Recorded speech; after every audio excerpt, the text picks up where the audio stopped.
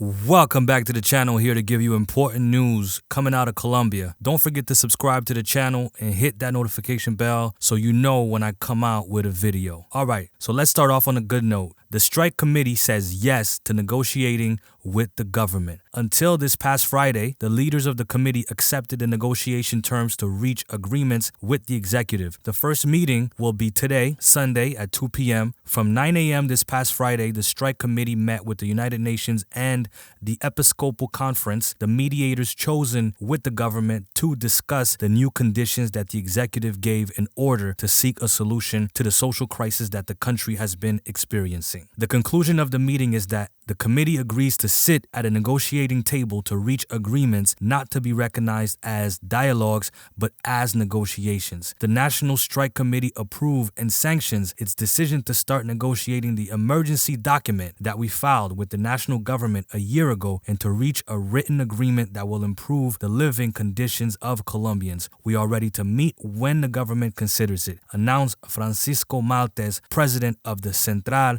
Unitaria de Trabajadores and main spokesperson of the committee. The government's response was immediate, and they indicated that they value the position taken. Likewise, they thanked the Episcopal Conference and the United Nations that mediated to get both parties to meet. So I guess that's good news. We'll see what happens. Now, this is also other good news in Cartagena. Wild with both parties, they reactivate La Rumba in Cartagena. Now, every afternoon at the Muelle de los Pegasos in the historic center of Cartagena, Beckia Eagle docks. It is a two-story catamaran with a capacity for 80 people that promises tourists who walk in front of the walls a rumba journey through the bay under the Cartagena night. I always talk about Cartagena because every time I go, I barely get any sleep. My cousin just went the other day and she had a blast. She's from Boston and she had a wonderful time. So if you're not scared of the virus, if you're not scared of whatever, Cartagena is a great city for tourists. I can't repeat that enough. Now,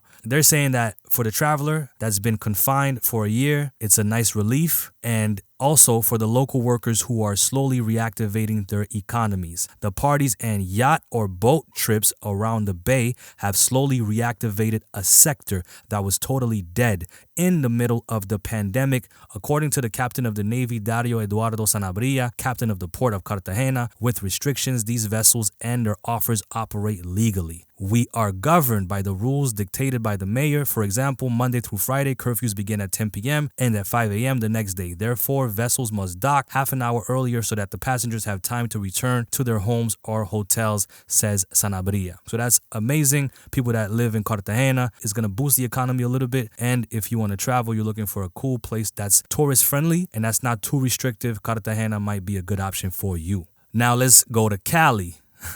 They're modifying the curfew and may open bars and restaurants in Cali. Now, the mayor's office of Cali modified the curfew measures in the dry law, which will allow bars, discotecas, and restaurants to open and start a reactivation process. In this way, the curfew will take effect from this Friday, May 14th, which just passed, at midnight until 5 a.m. the next day. This will continue every day until May 21st of this year. The same dynamic will apply to the dry law. They might change this. Things change all the time in Colombia. So, vamos a ver. We'll see. According to the precise decree, the establishments of the food and drink industry and bars at 11:59 p.m. must restrict the entry of customers to the establishment and will have 2 hours to carry out the operations to close the face-to-face service without prejudice to being able to terminate the service of customers who enter the establishment before 11:59 p.m. without such attention being able to exceed 1 in the morning. Manuel Pineda, which is the president of the Asadores Valle, I think it's like the Food and Drink Association, considers that this decision allows to recover jobs in the night sector. Meanwhile, Jose Miguel Vargas, which is a restaurant leader, says it was a measure that is something they were waiting for and that will give hope to many people who want to work. So that's a good thing. A lot of people will hopefully to get back to work because Cali is crazy. I was there a lot 2 years ago before this whole fiasco, and I love Cali. It got a lot of flavor, got a lot of culture. It's a salsa capital, a lot of Afro-Latinas. It's awesome. But hey, I hope you enjoyed this video. Don't forget to subscribe and don't forget to hit that notification bell so you know when I come out with a video, and hit that like button. Let me know in the comments where you are in the world. I did a poll the other day. I asked, do you plan to travel 2021? A lot of people said yes. A lot of people said yes. So if you're among those people, let me know in the comments where you intend to travel. Traveling is amazing, obviously, with this pandemic, crazy. But if you intend to travel this year, let me know in the comments where you would like to travel. So have a wonderful Sunday and see you on the next video. Peace out.